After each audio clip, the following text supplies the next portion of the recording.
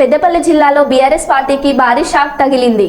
తెలంగాణ రాష్ట్ర ఐటీ శాఖ మంత్రి శ్రీధర్ బాబు సమక్షంలో జూలపల్లి, పెద్దపల్లి జెడ్పీటీసీలు కాల్వ శ్రీరాంపూర్, పిఎస్ఎస్సి మాజీ ఎంపీటీసీ పల్లా సురేష్, పెద్దపల్లి జిల్లా మహిళా ఆర్యవైశ్య సంఘం అధ్యక్షురాలు పల్లా అపర్ణ కాంగ్రెస్ పార్టీలో చేరారు.